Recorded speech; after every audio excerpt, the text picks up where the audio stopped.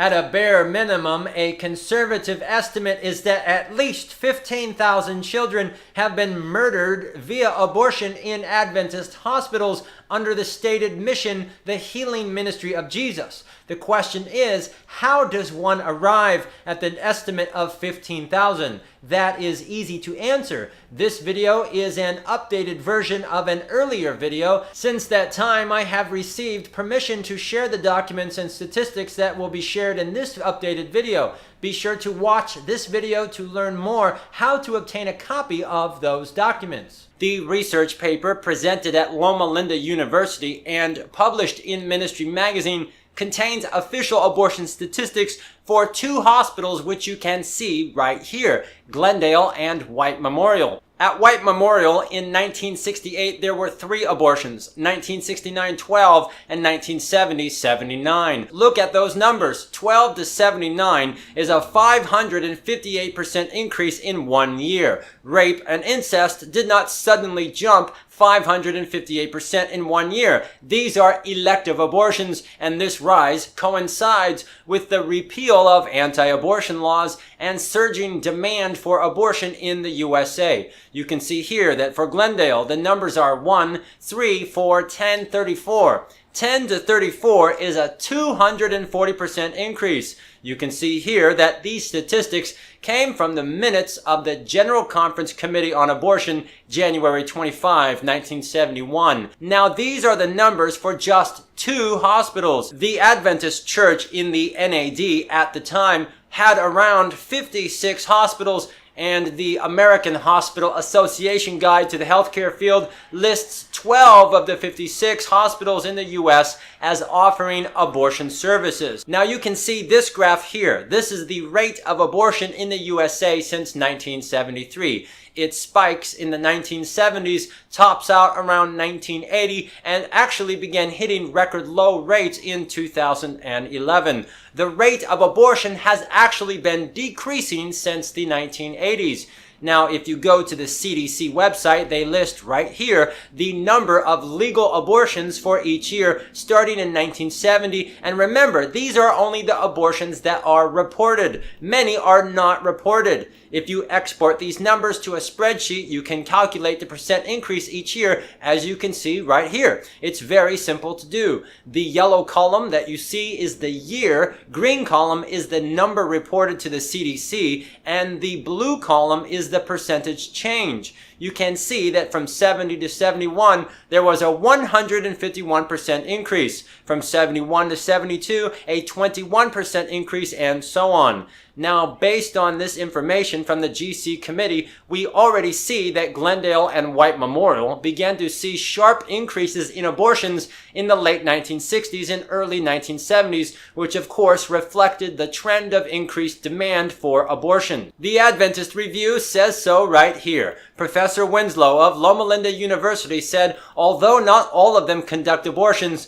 the number of elective abortions in some of our hospitals has risen since 1971, and this was printed in the Adventist Review, January 26, 1989. All we have to do is apply the same percent change to these hospitals to extrapolate the given data in order to get a general estimate of abortions performed the following years, and the numbers in the orange column, which you see here, are what you get for each hospital. Now, let's suppose that White Memorial Hospital stopped doing all abortions in the year 2000. The church magically and instantly became pro-life in 2000. We are going to imagine and use only the estimates from 1970 to 2000, and we have an estimated 14,000 abortions. That is 14,000 abortions in just one hospital if that hospital followed the same trends seen nationwide, and Glendale would have performed 6,000 abortions during the same time period. So supposing that these two hospitals continue to follow nationwide trends, then just these two hospitals by themselves could have murdered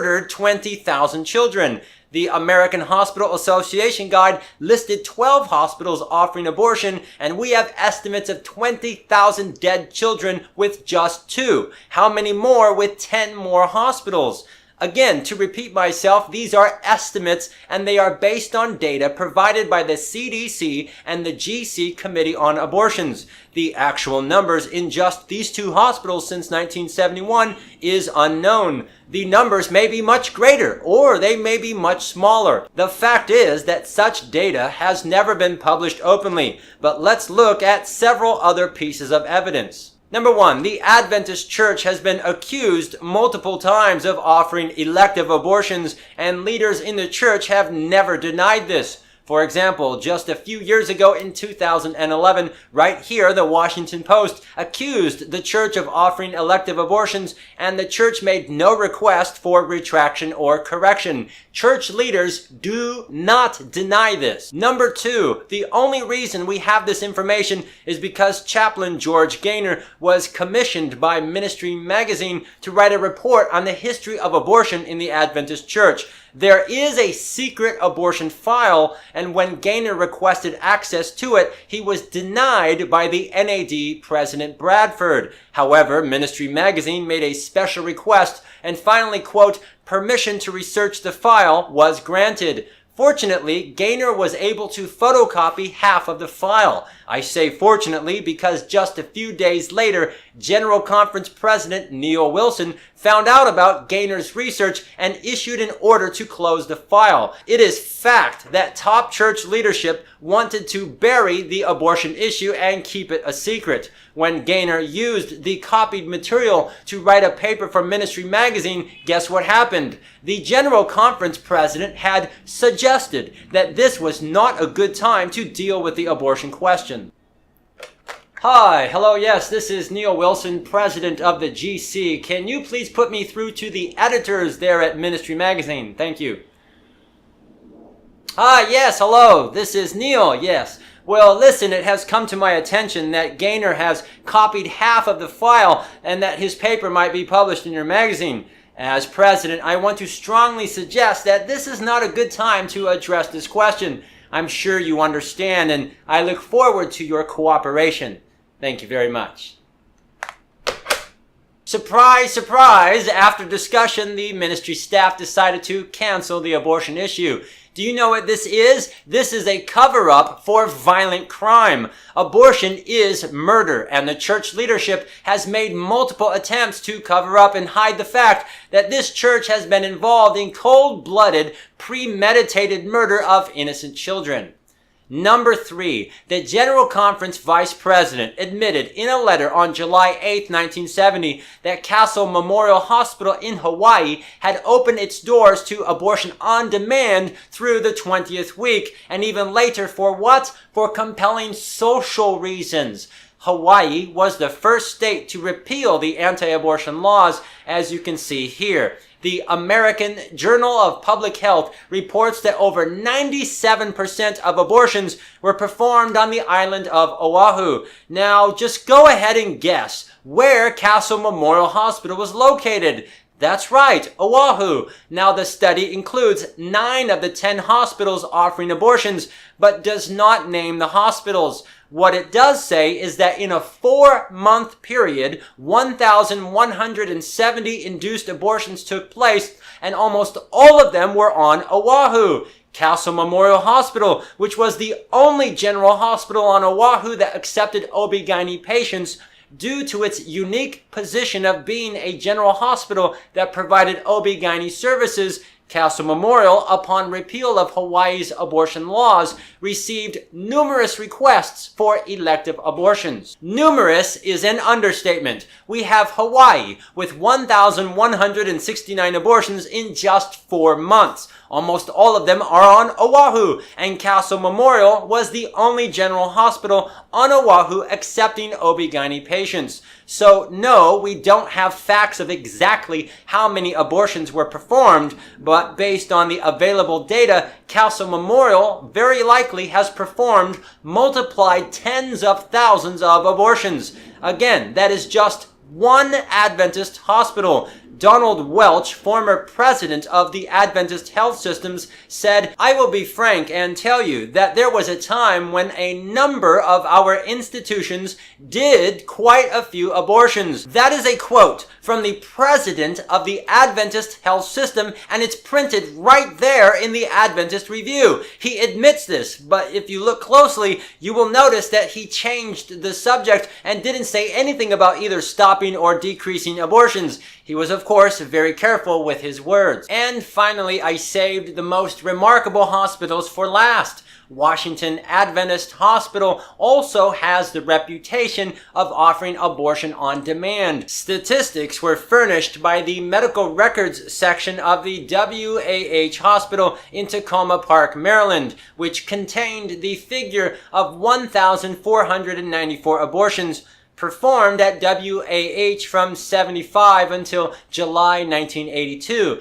This would be an average of 213 abortions a year. Now, if we plug these numbers in and compare them to the national trend provided by the CDC, you will see here that we will expect in the years 1991 to 92 for there to be an average of about 225 abortions every year. Now, I have obtained the actual documented statistics from the state of Maryland's Health Review Cost Commission, which confirms, as you can see right here, that in 1991 there were 190 outpatient abortions and 73 inpatient for a total of 263. In 1992, we have 231 outpatient and 53 inpatient abortions for a total of 284. You can see here the estimates for the national trend, but the actual numbers were consistently higher. Furthermore, you can see here that Shady Grove Hospital, just 30 minutes from WAH,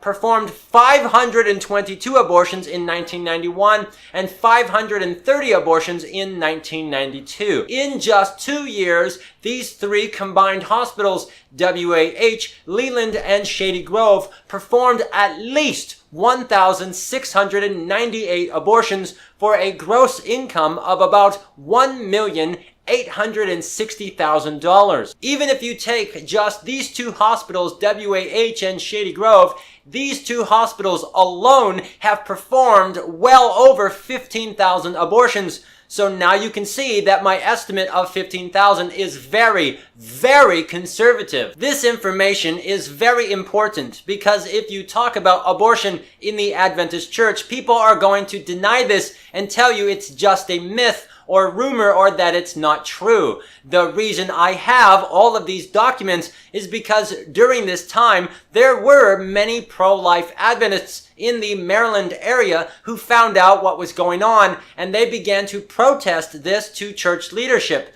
For example, I have a letter right here dated February 15, 93, addressed to Ron Wisby, then president of the Columbia Union Conference. The letter reads, "Dear Elder Wisby, there is something that is bothering many of us. As you may or may not know, our hospitals are committing an act that is abhorrent to both God and Christians, and when added together with the other agencies performing this act amounts to an atrocity of apocalyptic magnitude for millions and millions of humans. That heinous act is abortion. More and more Adventists are discovering that our hospitals perform this disgraceful procedure and are saddened, confused, and outraged that we who profess the truth are involved in the abortion business. Many other churches, Protestant and Catholic, who courageously stand against the killing of unborn children, know full well the extent and involvement of our church in the abortion business." Well, President Wisby responded, and I have his letter dated right here, March 22,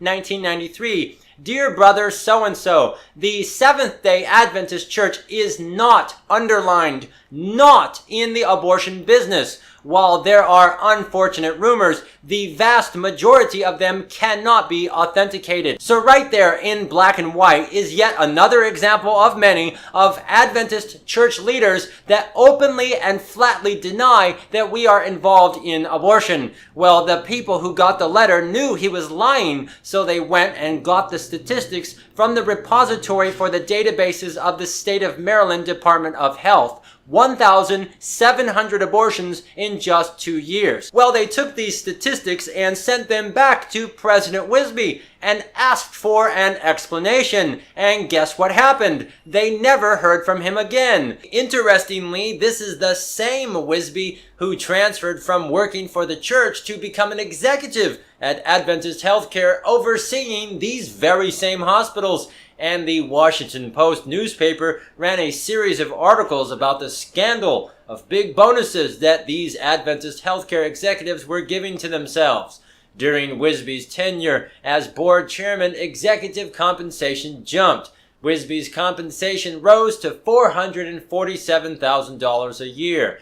Anyways, these pro-life Adventists were tired of being lied to and were very concerned about the reputation of their church, so they wrote to the GC. Dr. Albert Whiting, the director of GC Health Ministries, responded with a letter that is full of weasel words and euphemisms and outright nonsense. He says, "The abortion guidelines as voted support the sanctity of life and stand as a pro-life stance. That is a lie. Surveys of our institutions do indicate that only a few have been out of line with the intent of the document. Oh, you know, maybe they violently murder thousands of innocent children every year, but only a few are doing this, so really what's the big deal? You have a legitimate right to be concerned with abortion. Here's how you can help. You can help address these issues by supporting the document the church has voted. Do you know what this is? It is madness. It is absolutely insane. This is insane because the guidelines do not prohibit what the hospitals are doing. The guidelines were intentionally written to allow hospitals in the USA to offer elective abortions for the purpose of making money. He says that if you want to help the situation, then you need to support the guidelines. But the guidelines are the very reason this is happening. In other words, if you want to help children who are being murdered, then you need to support the document that allows the children to be murdered. This is schizophrenia. I'm not saying this to mock or ridicule or take jabs at people. This is actual schizophrenia. And if people want to practice their insanity in their own free time, in their own home, without hurting anyone else, that's up to them. But when they occupy positions of great trust and responsibility, and when their words lead to children being murdered, this is completely intolerable. Let's unite behind what is positive. There is nothing positive about children being murdered. There never has been and there never will be. I can't believe I'm even reading this. Over and over again, if you study the history of abortion in the Adventist Church, you will come across story after story of people who learned what was going on and began to protest the issue. And over again, the church leadership consistently follows 3 strategies. Strategy number 1 is to lie and deny. Lie and deny. However, for the more persistent folks who will not stop asking questions, they resort to strategy number 2, which is just ignore you. And strategy number 3, sit down and shut up. They tell you to sit down and shut up. In this series of letters, Wisby, number 1, lied and denied. When that didn't work, he went to number 2, just ignore them. The GC responded with, "Hey, let's just support the document. Let's unite behind what is positive," which is a mild form of sit down and shut up. However, don't be fooled, because if folks in the GC think that you can be bullied, they will be more aggressive. When Mark Price learned that his Adventist church both supported abortion and also practiced it in our hospitals, he became concerned and started a Facebook page, Adventists for Life, which had been up for several years and had about 1,000 members who regularly dialogued on ways to help their church get back to the Bible. In 2011, when the issue of Adventists and abortion was published in the Washington Post, The article cited the Facebook group, and within hours, the GC immediately contacted Facebook and forced them to permanently delete the page. I personally interviewed Mr. Price, who told me that the GC made no attempt to contact him to fix the problem. To show you just how hypocritical this is, the guidelines state right here, the church should create a safe climate for the ongoing discussion of the moral questions associated with abortion. But that is a complete lie, because no such climate has ever existed. And when concerned lay members make a Facebook page, the GC sends in their lawyers to squash them like a bug, while at the same time allowing institutions to openly promote and practice murder with the name Adventist all over the place. This is evil. By definition, abortion is the greatest moral issue of our time. It is the murder of innocent children. It is the most egregious, violent transgression of God's commandments. Mark Price sees in the three angels' messages that the remnant will be pro-life and will not sanction or support abortion. And he's trying all that he can do to create discussion, and the very church which claims to be the remnant told him to shut up. Or here we go, the Adventist Visitor magazine, July 1983. Ms. Ardis Sweem joins the chaplain staff at WAH Hospital. She, of course, learned firsthand about abortion in that hospital and would later write, I also discovered that partly because of a lack of clear biblical teaching that many Adventist women were having abortions as well, which I believe is a subtle plot of Satan to destroy many potential church members of the next generation. And former WAH chaplain Ardis Sweem remembers that after expressing her concerns to administration over their abortion practices, she found on her desk the next day an information sheet for job openings in a local Catholic hospital. She reports that because of my convictions on this matter, I was even advised to seek employment in a Catholic hospital. Not just shut up and sit down, but shut up and leave. People who have spoken out about the murder of children have been met by leaders in our church and institutions with contempt and scorn. They have been harassed, humiliated, and bullied by a bunch of cowards that want to use the God-given message of health to hurt and murder children. This is despicable. Shame on our church for allowing this to happen. This has been going on for over 45 years, and even to this very day, they still say nothing to stop this. Our leaders hold very important positions of responsibility and trust. Of all the people in the earth, leaders in the Adventist church should be the first people to protect the sanctity of a child's life, but they are the very ones ensuring that they will die, and they have resorted to the basest methods of fraud to perpetrate and perpetuate the crimes and to silence all opposition. This is an egregious betrayal of that trust, and it is treason against the kingdom of heaven. And if you think these words are strong, remember what Jesus said. If you hurt children, it would be better to tie a giant rock to your neck and drown you in the depths of the ocean.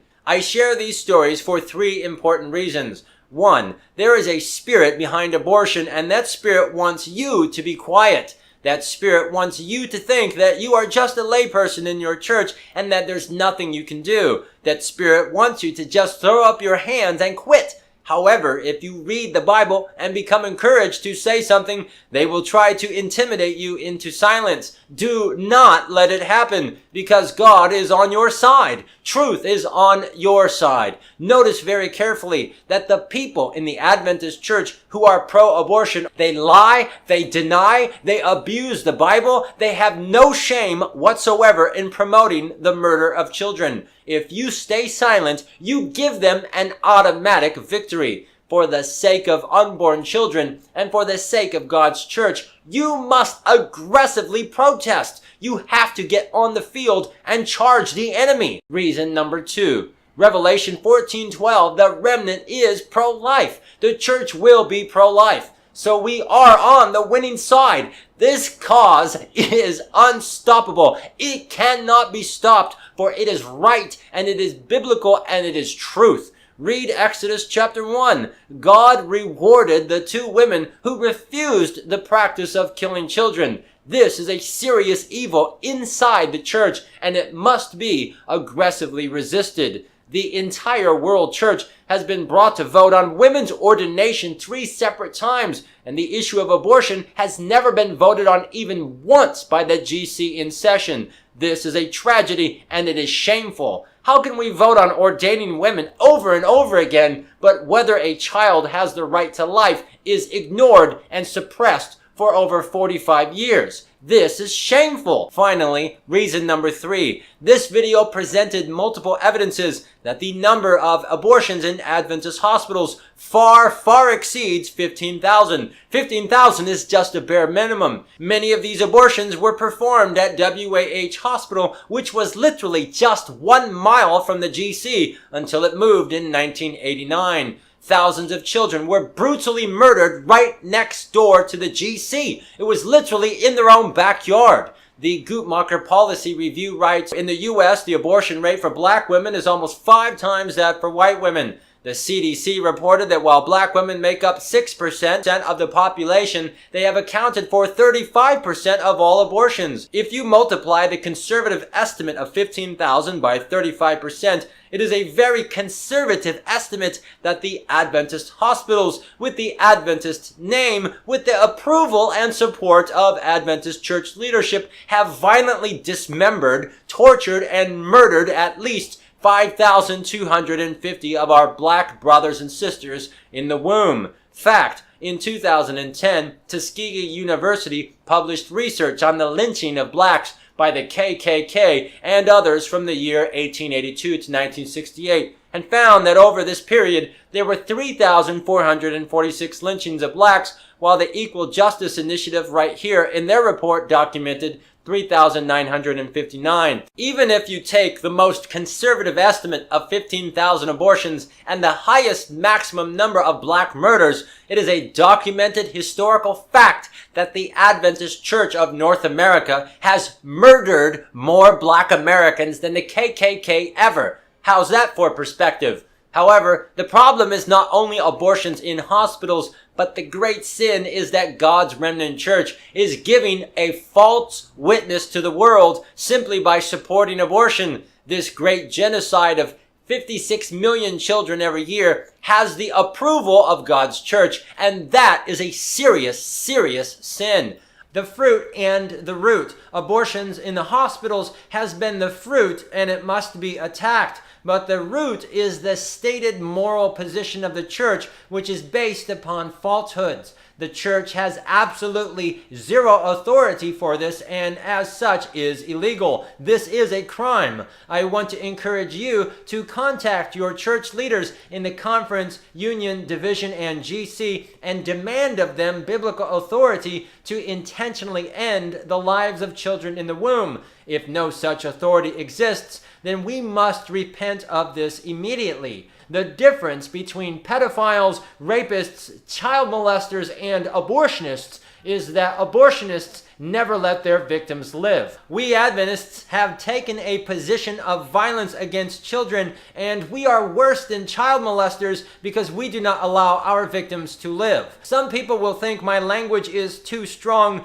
or some people won't like what I say, but the only reason people think that way is because of selfishness, a self-centered view, because the very moment that you look at abortion from the perspective of the unborn, everything I'm saying is normal. People in the Adventist church that support and defend abortion are enemies of God. They are enemies of the gospel, enemies of the church, and of course, enemies of little children. May God lead this church to repentance by whatever means necessary. To learn more, please see the description box down below.